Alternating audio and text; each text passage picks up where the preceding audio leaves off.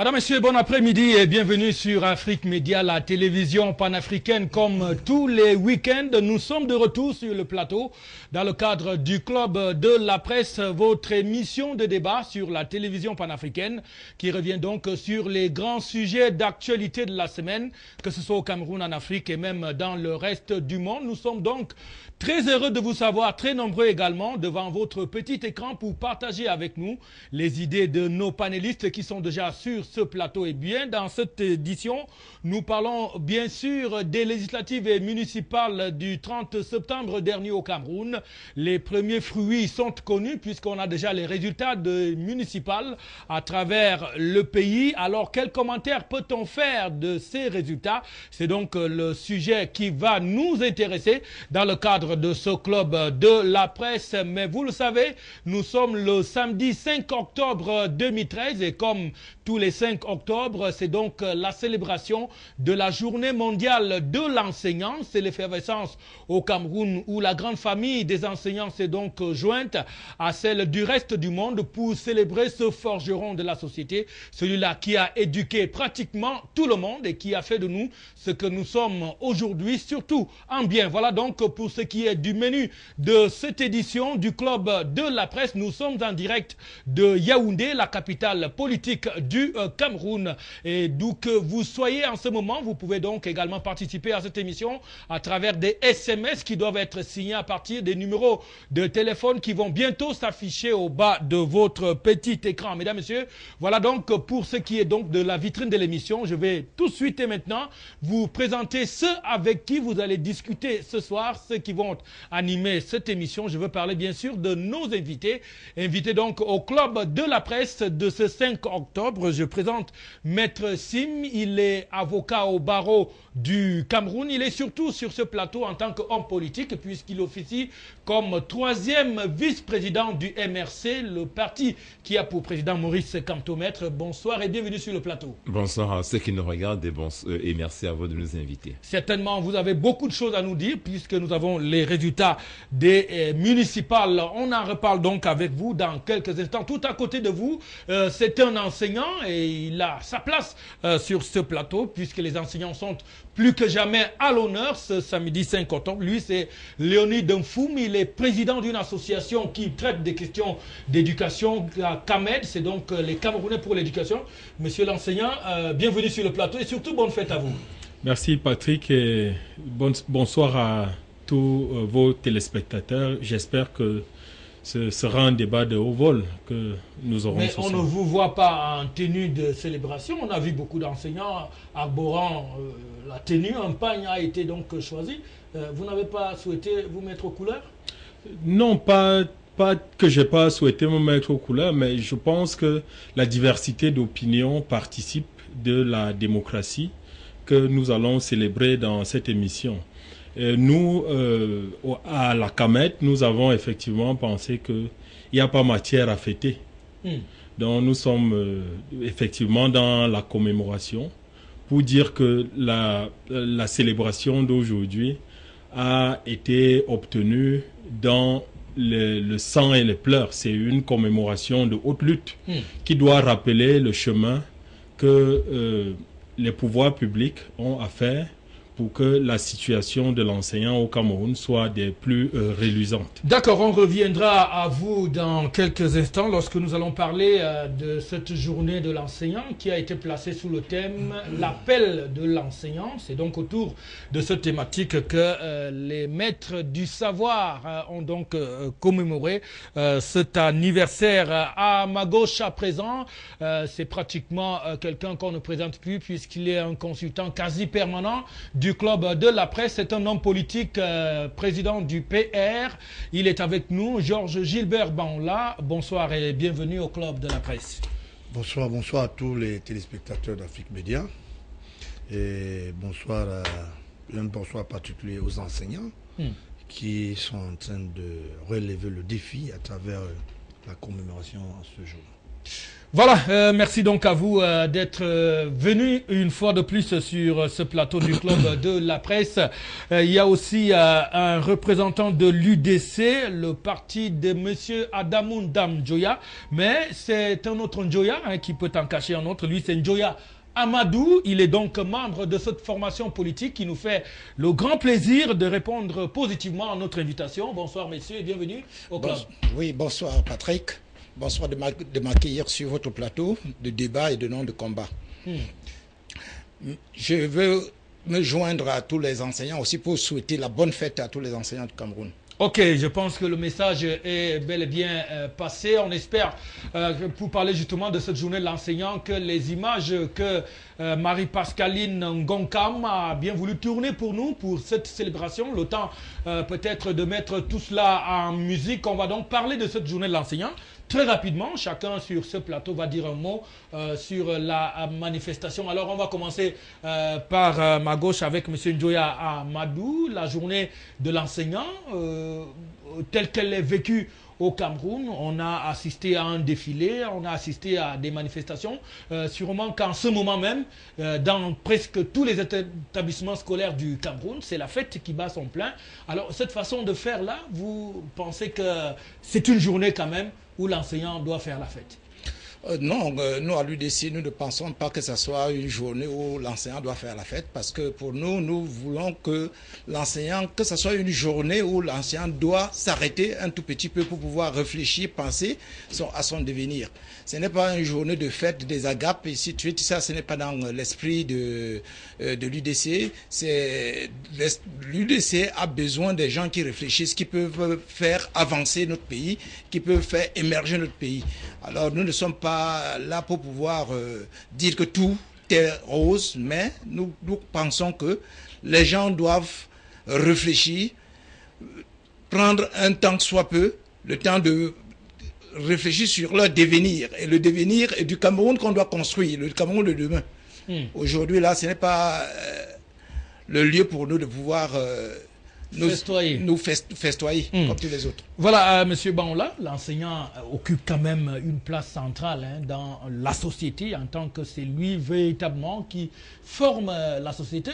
S'arrêter un jour pour rendre hommage à cet artisan de tous les heures, est-ce que c'est peut-être mérité aussi que l'enseignant s'arrête pour célébrer Je pense que c'est une occasion plus que jamais. Oui, c'est une occasion plus que jamais que l'enseignant ait une journée de réflexion pour son statut et que la politique du gouvernement en place du renouveau puisse apporter un accent très particulier en ce qui concerne le changement statutaire des enseignants qui sont des laissés pour compte. Je crois qu'il y a un texte qui avait été élaboré en son temps et proposé à la présidence de la République. Ceux qui managent ce texte devront sortir ce texte parce que il faut penser que c'est l'enseignant qui est le point culminant de l'éducation et du transmis du savoir. Et il va falloir repenser statutairement et se dire on ne peut pas laisser pour compte ceux qui transmettent leur matière, leur savoir, disons que aux Camerounais ou aux futurs Camerounais qui vont bâtir le Cameroun. Il faut du respect pour les enseignants.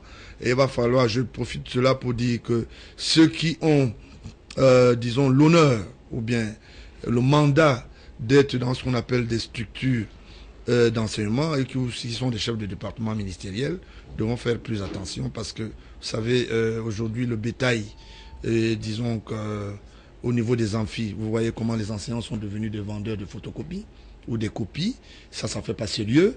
On regarde dans les écoles, toutes les corruptions qui sont installées sont dues au manque de moyens, c'est-à-dire il faut que les moyens puissent accompagner la volonté absolue de ces enseignants. Je pense que avec cette réflexion commune de tous les Camerounais, surtout le gouvernement qui a une politique ou un devoir d'accompagner les enseignants dans leur, je dis, volonté. Parce que quand vous voyez un enseignant qui touche son salaire après 12 mois, 36 mois, pendant qu'il travaille, d'autres se retrouvent sans salaire, c'est pas sérieux. Et j'interpelle ici le ministre de la fonction publique qu'il devra faire très très attention quand on transmet quand même un dossier dans son département ministériel, parce qu'il faut intégrer un enseignant, il faudra le faire valoir pour qu'il gagne le pécule, pour qu'il puisse l'accompagner dans ce qu'on appelle sa volonté absolue. Voilà, donc merci à vous pour cette intervention. Maintenant, monsieur Maître Sim, enseignant, c'est quand même quelqu'un qui aujourd'hui, vous avez suivi monsieur Baoula dans son analyse, c'est quand même quelqu'un qui se plaint de ce que malgré le fait qu'il abatte un travail pendant 9 mois au courant de l'année, il n'a pas beaucoup d'avantages. En plus, il semble être abandonné à lui-même, et ce qui entraîne aujourd'hui, par exemple, le fait qu'on ait une baisse de niveau au niveau de l'éducation. Alors, comment est-ce qu'on peut relever ce véritable artisan de la société, comme j'aime bien à le désigner? Oui, cette question, je vais vous dire, me semble fondamentale. La société se bâtit à partir de l'école maternelle à l'école primaire et puis plus tard à l'école secondaire et à l'école supérieure. Et de la maternelle au supérieur, on a l'enseignant dans tous les degrés. Et lorsqu'une société en devenir est laissée entre des mains des personnes dont l'enseignant, qui sont absolument négligés, je dis cela pose un problème réel. Quand j'étais enfant, vous savez, on vénérait des enseignants. Nous les admirions. Et quand on demandait aux enfants ce qu'ils voulaient faire dans l'avenir, 9 enfants sur 10 disaient qu'ils veulent être enseignants. Aujourd'hui, aucun enfant ne veut plus être enseignant. On devient enseignant quand on n'a plus trouvé à faire ailleurs. Parce que l'enseignant, évidemment... Beaucoup parlent de chercher le matricule. Oui, absolument, l'enseignant est mal payé, l'enseignant est méprisé, l'enseignant est oublié, alors que à côté, celui qui a le même niveau que lui, mais qui est douanier ou inspecteur des impôts ou du trésor, roule carrosse. Et donc, les enseignants aujourd'hui n'ont plus de vocation parce que ils ont l'impression que leur travail n'est pas reconnu, et cela a pour conséquence, vous avez dit, la baisse des niveaux qu'il y a au niveau de l'enseignement. On a des enfants qui ont déjà le baccalauréat, mais quand vous lisez leurs copies, quand vous lisez ce qu'ils écrivent, vous vous demandez comment ils ont pu obtenir le bac. Pour nous, MRC, en tout cas, c'est une question fondamentale. L'enseignement est fondamental. Si on n'arrive pas à former une société d'hommes valables, qu'est-ce qu'on laissera au Cameroun dans 20 ans? On aura des gens qui auront des diplômes qui n'ont aucune valeur et qui ne pourront donc rien apporter au pays.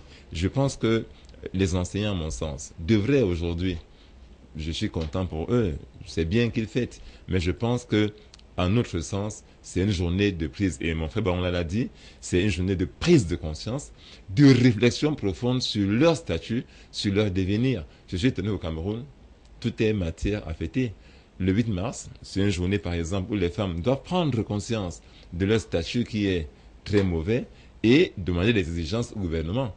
Au lieu de quoi, vous les trouvez souvent dans les positions que nous connaissons tous. Je n'y reviendrai pas pour l'amour que j'ai pour les femmes, mais je dis, l'enseignant c'est pareil, il faudrait qu'il prenne en compte et qu'il revendique plus qu'il ne fait. Je tenais à le dire. Ok, merci à vous pour ce plaidoyer. Alors, Léonie Nfoumou, on dirait pratiquement que les enseignants n'ont que des défenseurs sur ce plateau. Vous qui êtes de la maison, vous qui vivez cette situation, est-ce que vous partagez un peu la lecture qui est faite aussi bien de votre condition de travail, de vos conditions de rémunération?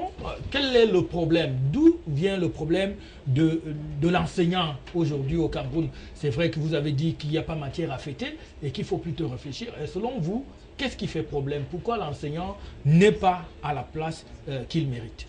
Oui, moi je crois principalement, et d'autres occasions m'ont été données de le relever, que le problème de l'enseignant vient de la stratification de la société que les dirigeants et les décideurs de ce pays ont bien voulu établir. Et justement, au bas de l'échelle, ils ont situé l'enseignant. C'est ça le vrai problème. C'est le problème du gouvernement camerounais. C'est pas le problème de l'État. Parce que nous sommes tous partis de cet État-là. Mais c'est des décideurs à des endroits, à des lieux précis de la hiérarchie de notre pays qui ont cru bon de laisser les enseignants tels qu'ils sont à la merci de, je veux dire, de la précarité. Parce que quel est le problème? Je vais précisément revenir à votre question. Lorsque vous allez aujourd'hui dans des établissements, les établissements sont abandonnés à eux-mêmes. Ce ne sont plus des milieux de vie comme c'était avant. Il est rare de voir un enseignant posséder un véhicule. Difficilement, vous avez une cantine qui ressemble à quelque chose. Les établissements sont des petits, je veux dire... Des sortes de mouroirs. Oui, des endroits où... Les terrains de sport, oui, à l'époque de ces jours, il y avait un stade de football, un gymnase de basket et tout le reste. Voilà, donc ce n'est plus des lieux de vie, on ne se sent pas à l'aise, on se marche sur les orteils, ça ne va pas. Ça ne va pas. Et le fait principal est lié à cette pauvreté-là qui s'est installée dans le milieu enseignant. Et c'est pour cela que ce que certains ont voulu appeler fête aujourd'hui, non, nous l'avons mis sous l'angle de la commémoration. Et principalement, à la CAMED. Voilà, je ne vous coupe pas, on a quelqu'un au téléphone, le proviseur du lycée bilingue de Bafoussam, monsieur Michel Ngueti, qui est enseignant de formation, qui est responsable même au niveau de l'éducation nationale. Monsieur le proviseur, vous êtes en direct d'Afrique Média. Bonne fête à vous. Bonsoir. Bonne fête à vous du côté de Bafoussam. Je vous remercie. Alors, monsieur le proviseur, le thème pour cette célébration, c'est l'appel à l'enseignant. Comment est-ce que vous avez décrypté ce thème, vous qui êtes de la grande famille de l'enseignant au Cameroun? Quelle est la symbolique, quelle est la signification que vous avez donnée à ce thème qui a été choisi cette année? Oui, nous comprenons ce thème qui a été choisi pour nous tous par les Nations Unies comme étant une des étapes vers la conscientisation de l'enseignant, vers également la prise de conscience chez ces derniers de son rôle dans la société.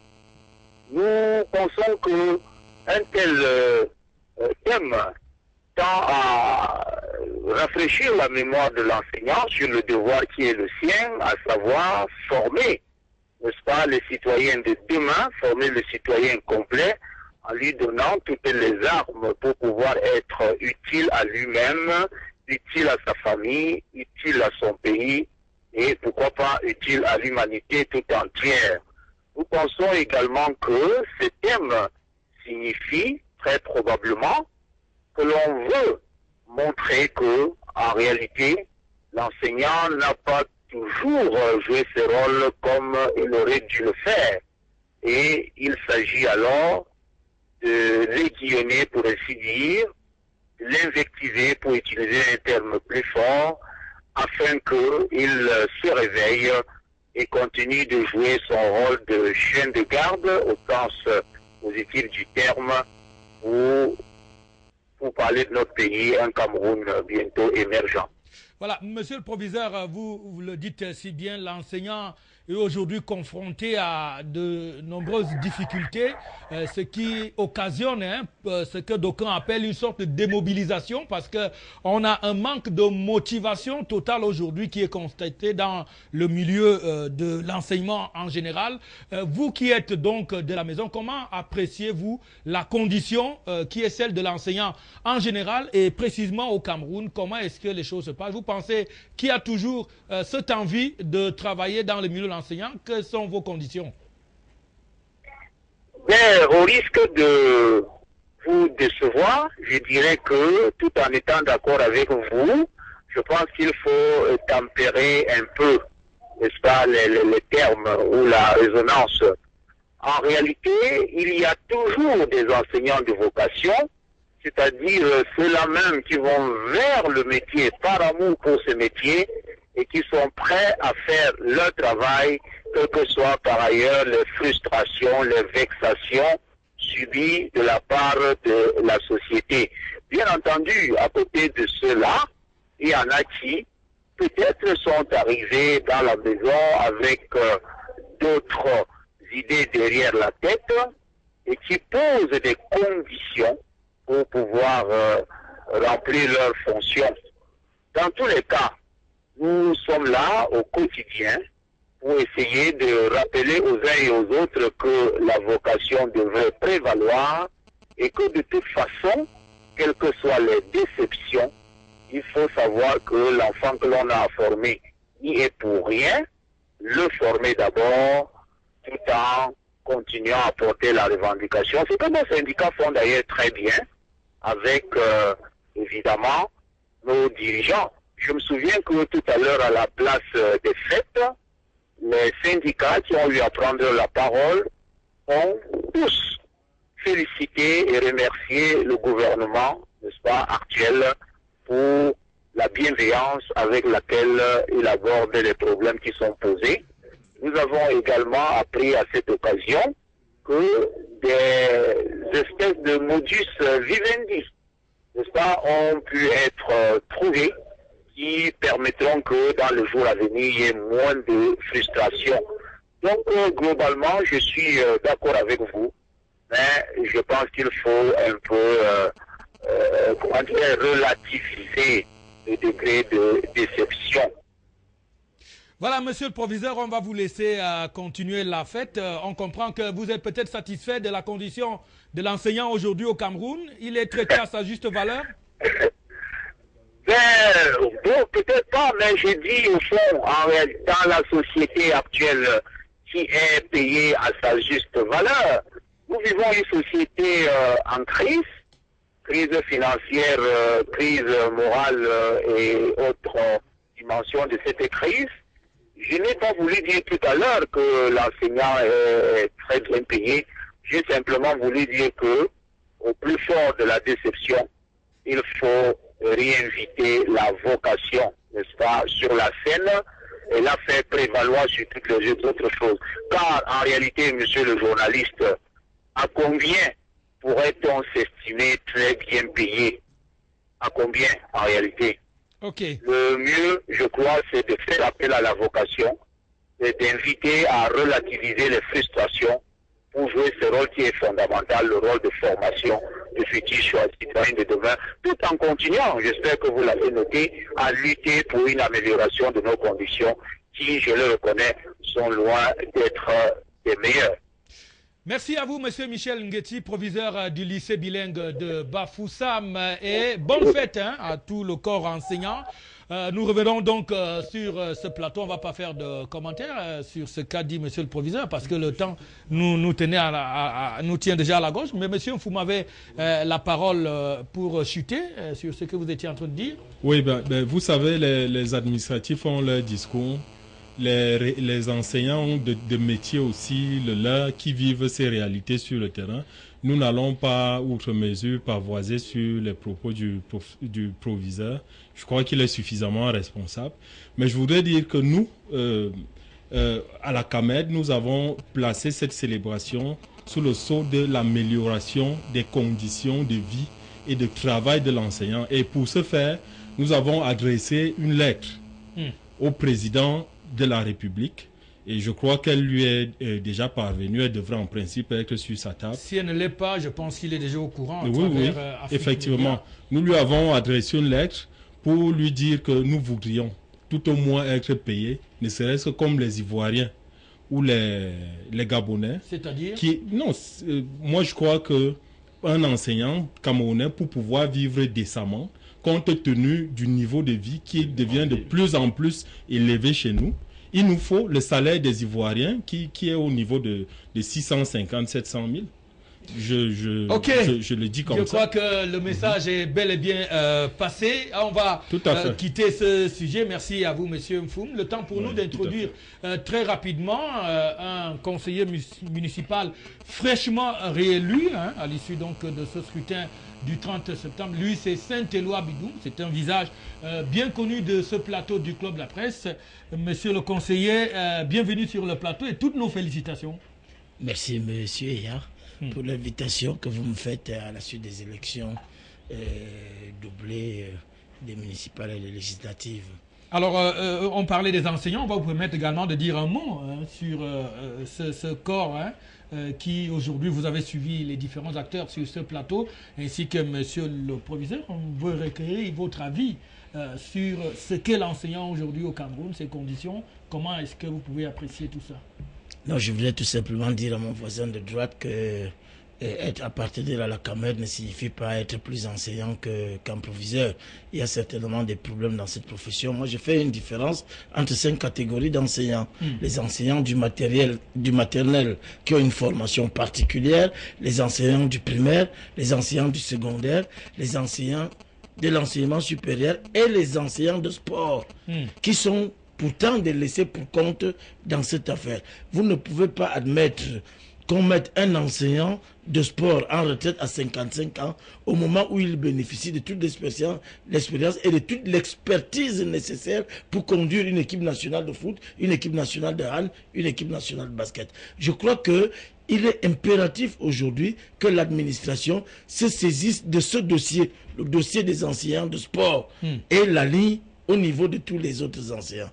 Chacun parmi nous a eu un enseignant. Et l'école la plus prestigieuse de France, c'est l'école normale sup. Mais les gens ne le savent pas. C'est la plus prestigieuse. Ça signifie que l'école normale du Cameroun a pris un sacré coup alors qu'elle était une des écoles les plus prestigieuses quand nous étions à l'université. Tout le monde rêvait de réussir à ce concours. Mais c'est un concours qui ne fait plus rêver pour la simple raison que ceux qui ont eu en charge la gestion de l'enseignement ont minimisé cette profession. Or, c'est une profession. Autrement, non, vous n'allez pas voir le RDPC partout. Moi, je dirais l'État. Non, je dirais, il y a une différence entre le RDPC et l'État. La preuve, c'est que vous et moi, nous faisons la même récrimination. Vous êtes pourtant du MRC, je suis du RDPC. Okay. C'est une affaire d'État. Donc l'État doit prendre ses responsabilités pour remettre véritablement en selle l'enseignant dans sa globalité, dans les différentes familles que vous venez si bien de citer. On va, avant de quitter complètement ce sujet, Marie-Pascaline Gonkam était ce matin au Palais des Sports de Yaoundé, où les enseignants se sont retrouvés donc pour faire cette fête-là en présence du ministre de l'Enseignement supérieur, professeur Jacques Famendongo, le ministre des Enseignements secondaires, Louis Bapes, Madame Adjidia, qui est la ministre de l'Éducation de base. Et à la fin donc de la cérémonie, elle a tendu son micro à quelques personnes qui, elles aussi, ont essayé de faire une lecture de la condition et surtout de l'appréciation qu'on peut faire de l'enseignant au Cameroun. On vous propose donc de suivre ces interviews avec déjà quelques images des ministres que nous avons donc sous les yeux. Le temps pour moi de vider rapidement ces quelques messages. Vous vous rendez compte que dans certains lycées de la ville de Yaoundé, les enseignants n'ont même pas de siège pour s'asseoir et remplir leur cahier de texte. Ce sont là les réalités de l'enseignement au Cameroun. C'est un message qui est de l'IN. Monsieur le proviseur de Bafoussam est certainement bien comblé par sa fonction tout court. Et c'est ce que pense donc Maurice depuis Douala, qui dit donc pouvoir comprendre la réaction et la lecture de monsieur le proviseur. Salut à tous. Pour quelle école célébrons-nous la journée de l'enseignant? Et puis on apprend quoi à nos enfants aujourd'hui, au moment où les milliers de jeunes Camerounais vont ailleurs chercher le bac. C'est ce que dit Ghislain. Donc voilà, les interviews vont vous permettre de suivre ce que pensent les Camerounais des enseignants. Il y a tellement de difficultés dans le métier d'enseignement, mais cela reste un métier très noble. En ce qui concerne les conditions salariales, nous laissons le soin à l'administration de revoir la condition des enseignants. Parce que nous pensons tout au moins qu'un développement ne pourra jamais se faire sans la participation des enseignants dans l'évolution. Dans le profil de carrière, vos élèves deviennent des inspecteurs, ils deviennent des ministres, vous restez toujours au niveau de l'enseignement. Il faudrait peut-être que plus tard qu'on essaie de revoir le profil de carrière, même si on accède pas à certains postes, mais tout au moins qu'il y ait un traitement qui ne fruste pas certaines personnes. Nos enseignants, en fait, ils nous donnent bien. Mais il y en a qui dérangent parfois, mais le mieux est de suivre leurs instructions pour pouvoir réussir à nos examens en fin d'année. Donc nous faisons les efforts pour pouvoir le suivre. Il y en a qui, même parfois, exigent le fouet dans les salles de classe, mais tout se passe pour le mieux dans les salles de classe. Et certains professeurs nous donnent des conseils que nous devons suivre jusqu'à la fin d'année. Moi, en fait, le métier d'enseignant, c'est un métier assez complexe parce que ma mère l'est, la voix. Donc, elle est constamment en train de faire des recherches. Quand on est enseignant, on est constamment en train de faire quelque chose. Parce que tout évolue. Même la façon d'enseigner, les types d'enseignement évoluent constamment. Donc un bon enseignant, c'est quelqu'un qui est toujours en train d'étudier en fait. Il est toujours en train d'étudier pour pouvoir transmettre les meilleures connaissances possibles en fait à ses apprenants. Les choses vont assez détériorer puisque le niveau n'est plus ce qu'il était en fait. Par rapport au type d'enseignement que moi j'ai reçu, autre chose que j'ai pu assimiler à un certain âge, quand je m'entretiens avec des enfants qui ont plus ou moins le même âge, on a l'impression qu'en fait c'est plus les mêmes choses qu'ils apprennent parce que une anecdote, je demande à un enfant de plus moyen s'il sait ce qu'on appelle une syllabe, il me dit qu'il me sait. J'étais vraiment ébahi, je me suis posé la question, c'est lui qui n'a pas retenu ou bien c'est la maîtresse qui ne lui a pas enseigné ce que c'est qu'une syllabe. Si un enfant arrive au plus moyen il ne sait pas ce que c'est qu'une syllabe. Il arrive à retenir un texte de 30 lignes, mais tu me demandes de te montrer un mot qu'il a prononcé parce qu'il le récitait. Il ne veut pas te le montrer. Et quand je lui demande comment il a fait, il me dit que non, c'est quand la maîtresse lisait. Donc quand la maîtresse lisait le cours qu'il a retenu. Moi, me plaît. J'aime cet établissement. Car on enseigne très bien, même les punitions. On punit les gens. Avec mes camarades, on fait l'effort de donner le mieux de nous. C'est plus ça. Les enseignants, il y a blague et on blague et il y a des moments de blague, on arrête parfois un peu ça. Donc, nous sommes ici aujourd'hui, c'est pour la fête des enseignants, on vient les soutenir pour tout. Sinon, ça s'est passé dans les très beaux conditions. Il est désormais question de permettre à tous les enseignants de bénéficier des conditions de travail adéquates. La célébration de ce jour se tient au lendemain d'une année scolaire qui a vu les efforts du corps enseignant couronnés de succès à travers des résultats encourageants des élèves aux différents examens. La communauté éducative et partant la nation tout entière reconnaît les sacrifices ainsi consentis et vous enseigne. Après avoir suivi donc ces quelques personnes, avec en dernier le ministre des enseignements secondaires qui souhaitait donc que l'enseignant puisse avoir des conditions adéquates de travail, qu'il soit bien rémunéré et qu'on essaie d'améliorer son cadre de travail avec ces messages que nous recevons des enseignants qui n'ont même pas de siège où ils peuvent s'asseoir pour remplir les cahiers d'essai. C'est bien dangereux. Alors on va quitter les enseignants pour revenir en politique. C'est donc un sujet qui nous intéresse puisque là on connaît déjà les résultats des municipales du 30 septembre dernier. D'ailleurs nous avons sur ce plateau un conseiller municipal fraîchement élu et qui s'apprête à entrer mardi prochain en session de plein droit où il sera question donc d'élire les exécutifs municipaux. Alors on revient un peu sur ces résultats.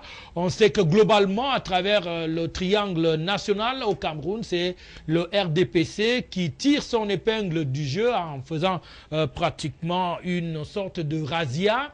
Mais on note aussi la percée de certaines formations politiques telles que l'UPC qui s'est illustrée dans le département d'Union Ekele où de ce côté-là, un certain nombre de mairies sont passées sous les couleurs du parti du crabe. On a également l'UDC qui a fait quelques bons points, même si d'aucuns pensent aujourd'hui que beaucoup de terrain a été perdu, notamment dans le Noun et aussi dans le sud, à Kiossi, à Olamze, où cette formation politique était en concurrence avec le RDPC. Le MRC est également parmi les grands bénéficiaires de cette élection, puisque malgré sa jeunesse, cette formation politique a pu engranger quelques places dans les conseils municipaux. Alors, on revient sur le plateau pour commenter ces résultats des municipales. Qu'est-ce qu'on peut dire sur le déroulement du scrutin? On va commencer par l'UDC, prendre votre avis. D'abord, sur votre formation politique, politique. Au sortir donc de ces municipales, quelle est la situation de l'UDC? Est-ce que vous avez avancé par rapport au mandat passé? Est-ce que vous avez reculé? Quelle est la situation? Quels sont les résultats dans votre formation politique? Merci. Il est très tôt pour nous de tirer déjà les conclusions de cette consultation parce que, vous savez, les commentaires sont souvent interdits après les consultations et pendant même ces consultations. Maintenant que nous sommes sortis de ces élections, nous pouvons dire que nous sommes réconfortés parce que c'est toujours une expérience pour nous, chaque fois qu'il y a une consultation, de savoir marquer peut-être un pas en avant. Dans le Noun, comme vous le savez très bien, l'UDC a présenté les listes partout et l'UDC, c'est ce parti qui a toujours un combat à mener pour pouvoir libérer le peuple camerounais du joug des prédateurs. Ce qui fait que nous avons un combat sur plusieurs fronts. Il y a toutes les élites du Noun et puis qui ne tergiversent sur aucun point sur le terrain et qui menacent les populations, ce qui fait que de temps en temps, il y a matière à réflexion sur ce terrain-là. On nous a taxé après les sénatoriales de partis tribalistes et ça, c'est venu du parti au pouvoir, du parti État RDPC et ça nous a fait chaud au cœur et puis on s'est dit, bon, si nous sommes un parti tribaliste, nous allons montrer que nous ne sommes pas seulement un parti du Noun et que nous sommes un parti national. Alors nous sommes allés sur plusieurs terrains et comme toujours, on a découvert, les masques sont tombés parce qu'on a trouvé que certains étaient plus tribalistes que l'UDC parce qu'ils ont dit que nous étions sur un terrain du chef de l'État et sur ce terrain-là, on n'avait pas besoin de l'opposition sur ce terrain malgré tous les avantages et toutes les positions que nous avons sur le terrain. On est arrivé à arracher de gré et de force les communes dont nous étions en bonne position. Alors aujourd'hui, pour finir avec vous sur cette question, l'UDC, c'est combien de communes? L'UDC, c'est plusieurs communes. Jusqu'aujourd'hui, on n'a pas encore... Et on a des conseillers un peu partout. À Douala, nous avons des conseillers. Mais quand même, alors qu'il est, on peut savoir que tel aura telle ou telle commune. Oui, nous avons nous avons fait des recours et au sortir, et nous avons des preuves, nous avons fait des recours et si bien que nous ne pouvons pas aujourd'hui dire que nous avons tel nombre de communes. Nous attendons d'abord qu'on vide ces recours-là. Ce contentieux pour que nous donnons notre point de vue. Pour que vous soyez fixé exactement, mais d'après les informations en notre possession, l'UDC a quand même reculé dans son Noun qui était jusque-là son fief imprenable et également dans la ville de Kiossi à Olamze où l'UDC était prétendu pour prendre quelques places. Là aussi, ça n'a pas beaucoup évolué. Alors, monsieur Georges Gilbert Banla, une analyse de ces premiers résultats, j'ai sous mes yeux Cameroun Tribune avec des titres. On n'en a que pour le RDPC municipal, fin de suspense en Gaoundéré, dans la Damawa, dans le nord, dans le centre, dans le sud, à l'est. On peut dire que malgré les craintes des débuts, le RDPC s'en sort quand même avec un bon score dans ce scrutin. Le plateau qui a précédé celui-ci, j'avais dit que c'était une redéfinition géostratégique en ce qui concerne, disons que l'aura électorale au Cameroun, et ça va redéfinir ce qu'on appelle la science infuse politique au Cameroun. Vous avez vu que beaucoup de boîtes de sardines et quelques pains racines ne se sont pas baladés et les gens sont allés vers les urnes. C'est ça le militantisme. Et j'interpelle beaucoup des Camerounais à comprendre que tout le monde doit participer. Les urnes, c'est une définition, c'est une décision. C'est ça qui fait, disons que la volonté absolue de chaque citoyen à participer pour le développement de son pays. Je suis très content du fait qu'un certain nombre de partis qui faisaient le pléthore à M. Biya en tant que président national du RDPC, Biya a constaté dans le Grand Nord que quelques griots sont portés disparus dans la scène politique. Je voulais parler du Front National du Salut, je ne sais pas si de Polisario, c'est de quoi. L'ADD, le MDR qui, d'une manière multidimensionnelle, a toujours demandé à M. Biya, je vous ai prêté quelques voix au moment le plus difficile, un sénateur qui n'arrive même pas à être voté dans sa propre cuisine.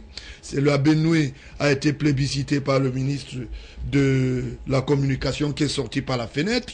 Ça, c'est une très bonne chose. Maintenant, on comprend qu'il y a quelques petits malins qui veulent s'approprier du gros mensonge et venir l'installer. Et je remercie le militantisme de tous les Camerounais qui ont bien voulu que, non seulement au plébiscite, à travers les unes, que ça se passe strictement dans la paix, et ils ont protégé la paix.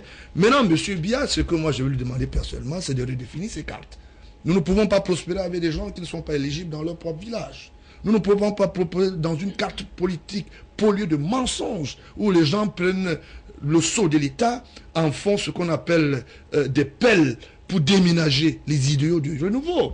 C'est pour cela que aujourd'hui on pense qu'il faut redéfinir, parce qu'il y a eu un grossier mensonge dans le train du RDPC dont j'ai donné à travers le Parti républicain mandat à tous les militants de voter, qu'il faut redéfinir une carte géostratégique. C'est 7 partis qui sont en course et qui ont été vainqueurs, parmi lesquels les partis, même là où on s'entendait, moins qu'ils puissent... Mais le RDPC a mordu la poussière dans l'Union. Non, oui, si le RDPC a mordu, ça je peux vous rappeler que si le RDPC a mordu, c'est parce que un certain nombre de prédateurs, parce que c'est mathématique, je m'arrête là, je le saisis de volonté pour dire les prédateurs dont je donne souvent se sont installés dans l'Union Ekele.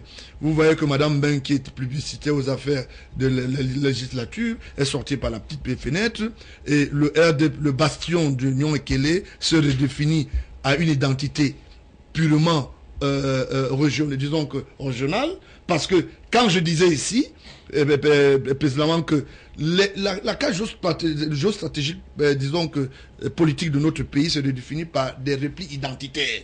Vous voyez que dans le fond, c'est normal que vous voyez, c'est les enfants du village qui vont voter leur père. Et c'est une carte qu'il faut détruire. Il faut faire très attention. Et aujourd'hui, il y a déjà ce qu'on appelle des ambitions qui sont prononcées, et j'encourage tous les Camerounais de défaire leurs idéaux à ce qu'on appelle la planification idéologique du tribalisme poussé, parce que nous sommes dans un pays de brassage biologique, il n'y a pas de frontières, il est hors de question qu'on puisse. Et je remercie le fait que tous les militants aujourd'hui ne vont pas parce que on leur a promis que demain on va vous donner du pain, on va vous donner du travail. C'est bien. Maintenant, il y a une nouvelle classe politique qui va entrer dans l'ère de jeu, et je pense que celui qui doit là de définir au finish, c'est le président national du RDPC, parti au pouvoir, qui devra chercher des partenaires pour ce qu'on appelle le conciliabule de l'unicité politique pour le développement de notre pays. Ok, merci pour votre lecture. Alors, Saint-Éloi Bidoum, conseiller municipal Yaoundé 6e, vous êtes vainqueur dans cette circonscription qui pourtant n'était pas gagnée d'avance, puisqu'on annonçait fortement d'autres formations politiques avec lesquelles vous vous êtes battu sur le terrain. Globalement, on peut dire qu'aujourd'hui, c'est le happy end pour votre formation politique et pour vous-même. Je crois qu'il faut d'abord féliciter les acteurs politiques. Je voudrais tout d'abord féliciter l'ECAM. L'ECAM sur qui tout le monde aura jeté l'opprobre avant les élections. Et l'ECAM s'est montré à la hauteur de l'organisation d'une élection couplée. Et ce n'est pas négligeable. Je crois que si vous vous souvenez encore de la sortie du président Biya à l'élection présidentielle, lui-même parlant de l'ECAM, il disait que la perfection n'est pas de ce monde. Et je crois que 2 ans après, l'ECAM a démontré qu'il était à la hauteur de ce type de challenge. Donc l'ECAM n'a pas favorisé le RDPC? Non, pas du tout, pas du tout, pas du tout. Je voudrais également féliciter les partis politiques, surtout les jeunes partis politiques. Partis politiques comme le MRC de Maurice Kamto, partis politiques comme l'UPF d'Olivier Billet, qui sont allés à ces élections avec beaucoup de conviction et beaucoup de détermination. Et sur le terrain, je ne pense pas, Maître Sim ne me démentira pas, il n'y a pas eu d'heurts de nature à adresser les Camerounais les uns contre les autres. Donc, les résultats ont été proclamés en ce qui concerne les municipales. Chacun les a acceptés à son niveau. Bon, maintenant, sur le plan politique, j'ai écouté le responsable de l'UDC tout à l'heure. Je voudrais dire que l'heure n'est plus à la polémique vaine et stérile. L'heure est à l'analyse froide des résultats et à une analyse scientifique. Je suis sûr que le MRCC relèvera ce type d'analyse parce que pour peu que vous voyez qui représente l'UDC, il s'appelle M. Njoya Adamou, allez en Chine, allez au Japon, allez aux îles Formose, demandez à un Camerounais d'où il est, on vous dira qu'il est de Fumban. Vous aurez donc compris quelle est l'aile politique de ce parti politique. Je me réjouis de ce que Eleka a organisé une élection où des partis politiques se sont affirmés. J'étais, je ne sais pas, je n'ai pas été choqué, mais j'étais très surpris d'apprendre, par exemple, dans l'ONCAM natal de Maître Sim, que c'est l'UPF qui a gagné. Oui. Voilà des indices qui ont besoin d'être analysés au sein du RDPC de manière froide et pour l'avenir de ce parti. J'ai dit, au niveau du RDPC, à Yaoundé 6, où je suis élu, nous avons analysé et de manière froide et scientifique la percée du MRC, qui n'est pas négligeable. J'ai dit, voilà le genre de débat que nous devons avoir aujourd'hui, au lieu d'avoir des débats qui nous disent que le RDPC a encore par un tour de main. Je vous dis, j'étais jusque-là spécialiste de la mécanique électorale pour faire gagner le RDPC, mais là, j'ai broyé du noir. Tout simplement parce que Elekam a suffisamment verrouillé l'ensemble des méthodes que nous connaissions, comment faire pour gagner une élection. J'ai dit, il faut tirer le chapeau à Elekam. Et j'ai dit, vous n'avez qu'à voir la razzia que fait l'UPC dans le Yon Ekele. S'il y avait fraude pendant ces élections, on n'aurait jamais laissé le Yon Ekele prendre l'UPC prendre le Yon Ekele. On a vu la percée du MRC à Douala, on a vu le SDF reprendre un bastion du RDPC, on a vu dans certaines régions, dans le nord-ouest, on a vu le SDF prendre des bastions du RDPC, le RDPC reprendre des bastions du SDF. Et parlant toujours du NUN, on a vu la percée du RDPC, elle est respectable. C'est pour ça que je dis, soyons un peu sérieux, soyons responsables et disons-nous que nous allons nous mettre sur le terrain politique demain pour préparer 2018. J'avoue que pour le RDPC, partout où le RDPC a perdu, vous aurez constaté qu'il y avait des hommes politiquement insolvables. Donc, nous allons nous atteler à essayer de mettre sur la scène des hommes qui nous permettent de préparer 2018 avec plus de sérénité pour faire triompher le RDPC. Alors, Maître Sim, vous suivez Saint-Éloi Bidon, saluez l'action d'Elections Cameroun dans cette élection. Au MRC, c'est le même avis, les choses se sont bien passées parce qu'on a suivi aussi bien les observateurs de l'Union africaine que ceux de la communauté économique des États de l'Afrique centrale, le Commonwealth, la francophonie, tout le monde s'accorde à dire qu'au moins pour cette fois-ci, Elekam a fait des efforts qui sont appréciables. Mais je vais dire que le MRC a toujours soutenu que nous n'avions pas de raison au départ de soupçonner de la neutralité d'Elekam. Et il y avait des raisons objectives, et tout le monde les connaît. Elekam est dirigé par des militants reconnus du RDPC. C'était une raison objective et personne ne peut contester ça. Elekam est dirigé donc par ces militants du RDPC, mais à la fin on s'est dit ils sont là et qu'ils ont un défi à relever pour eux-mêmes, pour l'histoire. Et je pense que tenant compte du défi pour l'histoire, Elekam a essayé de faire mieux que ne faisait l'administration qui a été décriée, mieux que Onel et même mieux qu'il y a 2 ans. Il ne faut pas être aveugle pour voir que Elekam s'est vraiment amélioré nettement. Le problème que nous avons en réalité, c'est un problème aujourd'hui à mon sens de loi. Nous devons pouvoir nous battre, nous tous, pour qu'il y ait une loi électorale consensuelle. Parce que le problème n'est pas Elekam en soi. Elekam n'est qu'un acteur qui est acteur sur la base d'une loi, qui est même très mauvaise. Elie avait été pris de court par la convocation du corps électoral comme tout le monde. Mais Elie s'est battu pour pouvoir arriver à l'organisation qu'il y a eu. Elie aurait pu faire 10 fois mieux s'il maîtrisait lui-même le calendrier électoral. Ça, c'est évident. Ils étaient pris de court. Donc, je pense que pour le parti qui a gagné, je vais le dire très simplement, le RDPC est programmé pour tricher. Ils sont programmés comme ça. Quand ils vont en élection, ils s'organisent pour tricher. Il faut les déprogrammer simplement. Tant que ce n'est pas déprogrammé, ces partis-là, ils vont toujours tricher. On ne peut pas faire autrement pour qu'ils ne trichent pas. C'est comme ça. Et c'est comme le scorpion qui mord toujours. C'est comme ça, M. Saint-Doua Bidon. Et on a l'impression... Moi, j'ai vu à Yaoundé, j'ai fait le tour de Yaoundé. J'étais à la grande mosquée, par exemple. Ce que j'ai vu là-bas dépassait simplement le disciple, ce qui peut être entendu, où des militants du RDPC menaçaient de manière ouverte les électeurs des autres partis politiques en disant à la grande mosquée, c'est notre bastion, on a toujours 100% ici, vous n'aurez jamais rien. Publiquement, j'ai dû interpeller les autorités policières, s'il vous plaît, s'il vous plaît, policiers, non, écoutez, et c'est ça, là, je rejoins M. Baron là, monsieur, l'UMS a triomphé dans les mosquées à Yaoundé deuxième et nulle part ailleurs. Vous avez des résultats à Yaoundé deuxième.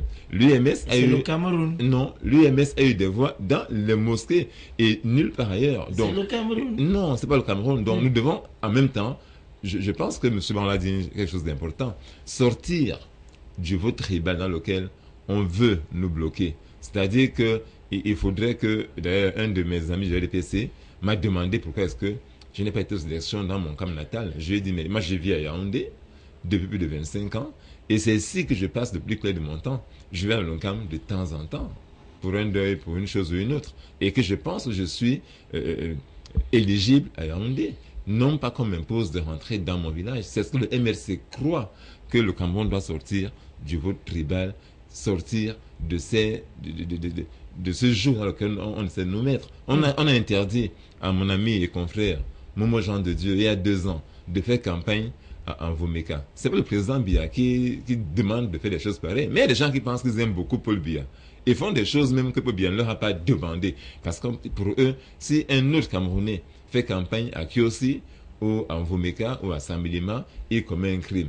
Alors qu'il y a des conseils municipaux de Betty et Boulou, à Douala, à Yaoundé et ailleurs. Moi, je pense que le débat est là aujourd'hui, c'est de faire à ce que nous ayons un code électoral enfin consensuel, qu'on se mette d'accord sur les règles de jeu, parce que tant qu'on n'est pas d'accord dessus, même dans 20 ans, ça se passera toujours comme cela. Alors, maître, rapidement, un mot sur le sort du MRC après ces résultats des municipales. Écoutez, lorsque le président... Qu'est-ce que le MRC a engrangé?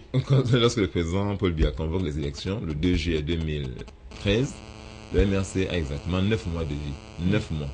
Nous avons eu des candidatures à Yokadouma, à l'est, à Fonfouka, je ne sais pas si beaucoup savent où est Fonfouka au nord-ouest, et à Bamenda, à Douala et ailleurs. Nous voulions montrer à notre naissance que notre ambition, c'est d'être un parti national. Et nous allons continuer à travailler.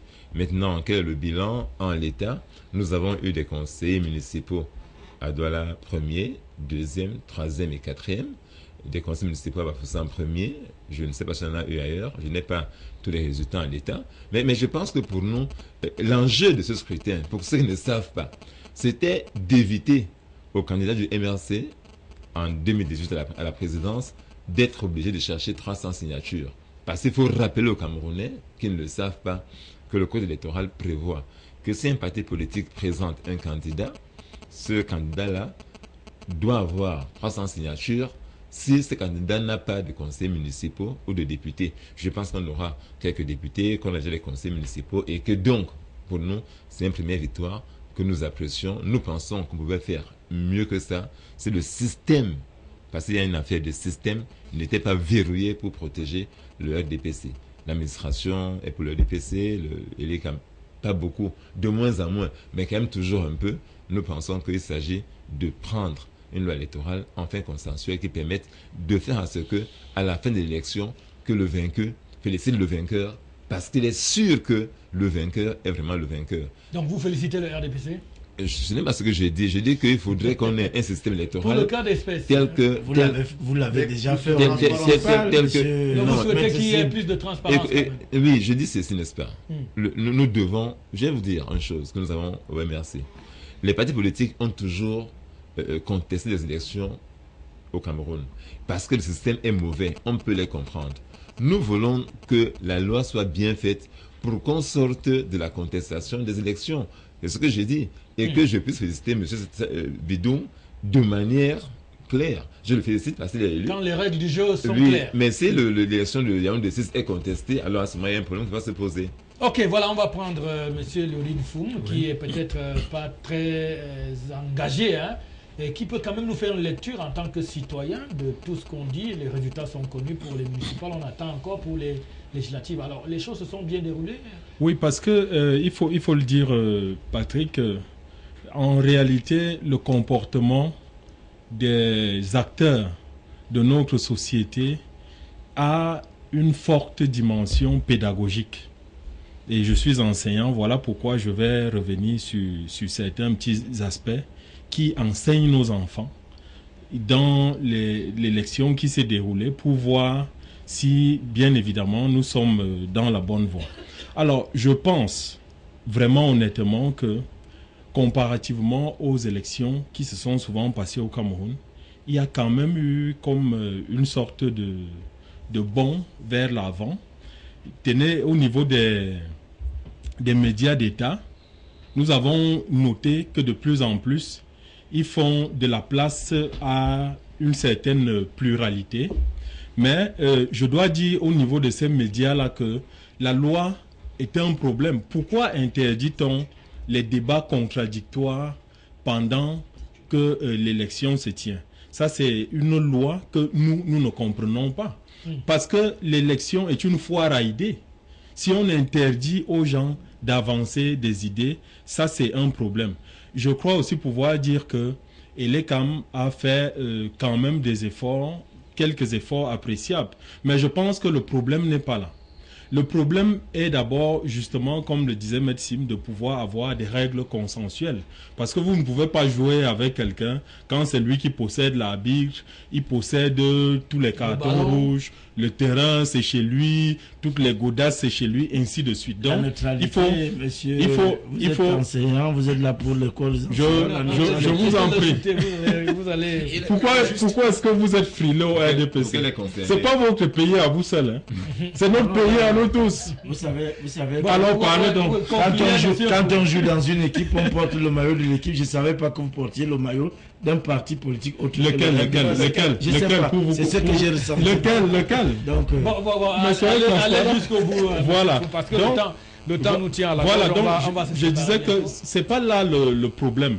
Le vrai problème, c'est de pouvoir constituer la masse critique des Camerounais qui est capable de porter notre pays et de nous donner un système électoral et une masse critique d'électeurs suffisamment représentative. Vous voyez bien que sur pratiquement les 22 à 25 millions que nous sommes, 5 millions d'électeurs, c'est très, mais alors très insignifiant. Il faut au moins doubler ce corps électoral-là pour qu'il soit représentatif de ce que de ce qui serait souhaitable. Maintenant, au niveau programmatique, au niveau des programmes, moi je crois que c'est là où ça a été le flop général. Le flop? C'était le flop. Et pourquoi? Rapidement, monsieur. Le flop parce que il n'y avait pas de lisibilité dans les programmes. Je crois d'ailleurs que la plupart des acteurs politiques camerounais qui sont déjà héritiers de la colonisation et de deux, tous, c'est des vieux du parti unique, tous les ancêtres de l'UNC. Ils sont totalement déconnectés des réalités que vivent les Camerounais à l'heure actuelle. Ils ne nous ont rien proposé, je veux dire rien. Même Maurice Kamto, c'était un intellectuel brillant, mais il ne m'a pas dit ce que moi j'attends. Particulièrement. Qu'est-ce qu'il m'a promis, moi? Parce que les lois se font à l'Assemblée. Même la loi des finances se vote à l'Assemblée. Il fallait qu'il nous donne, nous, en tant que... Un avant-goût de ce qui pourrait oui, faire. des projets. Vous n'avez pas, oui. écouté. Vous n'avez pas écouté. Vous n'avez pas écouté. Si. Ok, on ne va pas faire un débat sur Maurice. Moi, j'ai... Non, je ne vais pas laisser dire une chose. Monsieur, chutez rapidement. Oui, moi, j'ai pas suivi. Non, il n'a pas écouté. Améliorer. Moi, j'ai lu la profession de foi du professeur Maurice Kamto. Il veut améliorer la production législative et promouvoir les débats. Ok. Moi, j'ai lu ça. D'accord. Monsieur Bangola voulait ajouter un mot parce que là, on va lire rapidement les messages avant de se séparer. Oui, je voulais ajouter. Oui, juste un mot. Oui, je voulais juste Il nous reste moins de 5 minutes. Pour dire, en ce moment, la redéfinition géostratégique, comme je le disais, sur le plan politique a été définie. En ce moment, tous les partis politiques au Cameroun sont au même pied d'égalité et peuvent se redéfinir. Même le RDPC. Parce que l'inadmissible a été accepté malgré les moyens que les gens et les ressources matérielles que les gens ont. Vous savez que si quelqu'un arrive dans un village et donne 100 000 francs et que dans le même village il perd une élection, ça veut dire qu'il y a une redéfinition qui est sollicitée à la base par les militants. Et je dis que le Cameroun a décollé en matière de pluralité politique et j'estime que les militants en ce moment savent là où ils vont. Nous, dans le Parti républicain, nous vous rassurons que les présidentielles prochaines, nous, on a étudié parce que j'ai la... Vous serez candidat. Je suis candidat. Ça fait déjà 2 candidatures annoncées pour 2018 sur ce plateau, le MRC et puis le PR. Alors, rapidement, vous avez dit que le MRC pourrait présenter un candidat en 2018. Oui, j'ai dit qu'en 2018, le MRC a eu des conseils municipaux et que ça nous éviterait, si on est candidat, à sa signature. Ok, j'ai pas suivi les de voilà. D'accord. Oui, j'ai été interpellé par le conseiller Saint-Éloi Bidong qui était en train de... Non, répondez rapidement. Oui, bon, en parlant de la représentation de l'UDC sur le plateau, qui a une connotation avec le nom du président national, pour dire que nous sommes tous du Noun, si cela était vrai, toutes les populations du Noun voteraient pour l'UDC. Alors, ce ne sont pas les Vendors, les Haïtiens et consorts qui ont voté le RDPC dans le Noun. Je dirais... Pour dire qu'il y a des Njoya qui ont voté... Mais bien sûr, bon, je dirais la même chose pour le professeur Jacques Famendogo quand il sort pour dire que l'UDC est un parti tribal. Et la même chose pour Grégoire Ona, et ainsi de suite. Tous ont les mêmes connotations que Biabi Wanda.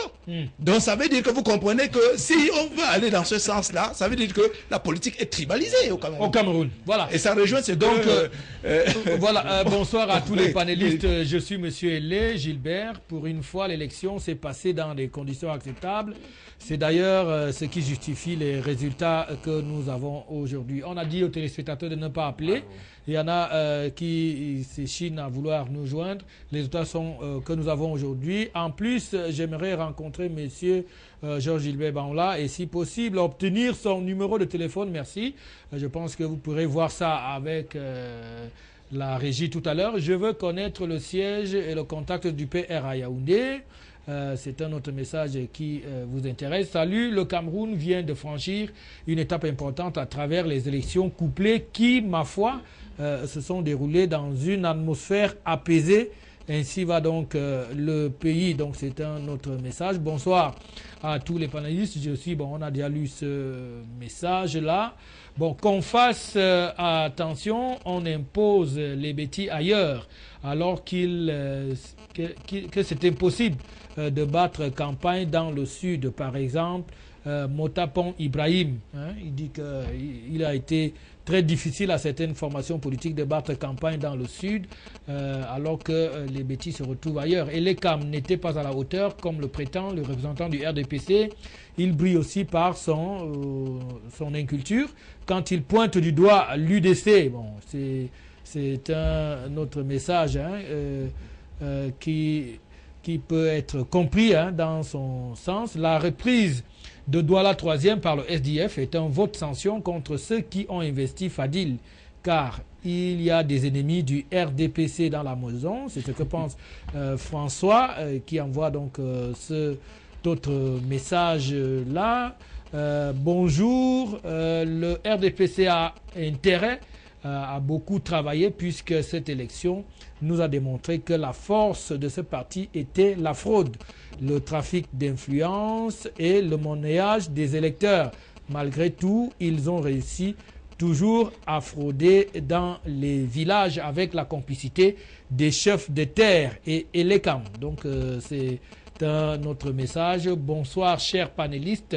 La suite c'est quoi? Je suis Mvondo Edouard et il n'y a pas de suite à ce message. Il se présente tout simplement. Bonsoir à tous les panélistes. Je veux savoir si ces gens du RDPC ont les enfants à la maison. C'est ce que pense donc et Bonguet. Bon, on ne sait pas trop pourquoi cette question. Bonsoir. Vous ne dites pas qui a gagné, qui n'a pas gagné au septentrion. Si ce n'est pas important, vous nous dites. Je pense qu'on a sous les yeux et on l'a lu, le journal Cameroun Tribune. Extrême Nord, Adamaoua, Nord, on sait que c'est la razzia du RDPC de ce côté-là. Bon. Je pense que ce téléspectateur peut-être n'a pas été attentif. On cherche un message qu'on a lu tout à l'heure qui intéresse monsieur, même si les agents communaux ont souhaité le départ de Fadil pour sauver le bateau, car jusqu'à présent, c'est encore Douala 3e. Il y a un message qui concernait Saint-Éloi Bidou, où quelqu'un disait qu'au lieu de parler d'Elections Cameroun, qui a fait du bon travail, dites plutôt comment vous entendez faire pour débarrasser le quartier Biémassi d'un nom que je n'aimerais pas prononcer sur les antennes. Il y a un carrefour là-bas qu'on appelle Carrefour Caca, excusez du terme. Comment vous entendez faire pour soulager les populations de ce carrefour-là? Je crois que le Carrefour Caca est une invention d'un candidat qui s'appelle Chantal Roger Tuleux, qui est un ami. Laissez-moi dire. Le Carrefour Caca n'existe plus. Le Carrefour Caca aura existé à un moment où la SIC, qui était en charge de la construction des bâtiments, n'a pas pu prévoir des canalisations de dégagement. Donc, il y a eu un moment où c'était trop plein et puis ça ressortait sur la route. Et la communauté urbaine, par les soins de M. Chimevuna, vient de construire une centrale d'épuration des égouts au niveau du carrefour Niki, au point où ce qui était un désagrément n'existe plus. Donc, on ne peut pas centraliser toute une campagne sur une histoire aussi, un mot aussi grossier. Ce n'est peut-être qu'un pan. Il y a beaucoup de problèmes, la voirie et tout le reste. Bon, il y a Rommel qui pense pourquoi on n'a pas pensé à des procès-verbaux spéciaux type carte perforée et admettre des signatures à tampons sèches. Il souhaite aussi avoir le contact du MRC. Je crois qu'on va peut-être s'arrêter là. Il y a beaucoup de messages. On ne peut pas tous les lire étant donné que nous sommes pratiquement arrivés au terme de ce club de la presse. On remercie nos panélistes. Maître Sim, avocat au barreau du Cameroun et 3e vice-président du MRC. Léonide Nfoum, président de CAMED, Association des Camerounais pour l'éducation. Saint-Éloi Bidoum, conseiller municipal RDPC de Yaoundé 6, fraîchement réélu, puisqu'il était déjà là lors du dernier mandat. Ça veut dire peut-être que vous travaillez bien et qu'on vous a sanctionné positivement. Alors, Georges Gilbert, c'est ceux qui nous ont élus. Voilà, donc le souhait est que mardi prochain. Alors, Georges Gilbert Banla également, il est président du parti. On sait qu'il avait annoncé que ses électeurs devaient voter pour le RDPC. Donc, cette victoire du RDPC est aussi la vôtre. Félicitations et merci d'être venu. Monsieur Njoya Amadou de l'UDC également. Merci à tous les 5 d'être venus au Club de la Presse. On vous dit merci à vous qui avez pris de votre temps à la maison pour nous regarder. Marie-Pascaline Gonkam, il y a également d'autres, Paul Ngoumou. On n'oublie pas Richard Ouafo, Gustave Singh, tous ceux qui ont collaboré. Et même au niveau de la régie centrale, on dit merci. Cette émission est en rediffusion tous les dimanches à partir de 11h30. Ne manquez pas le rendez-vous. D'ici là, portez-vous bien et une fois de plus, bonne fête à tous les enseignants et surtout à Aimé Christine Meyo, enseignante du côté de Bafoussam, c'est dans la région de l'ouest du pays. Au revoir et à samedi prochain, si Dieu le veut bien.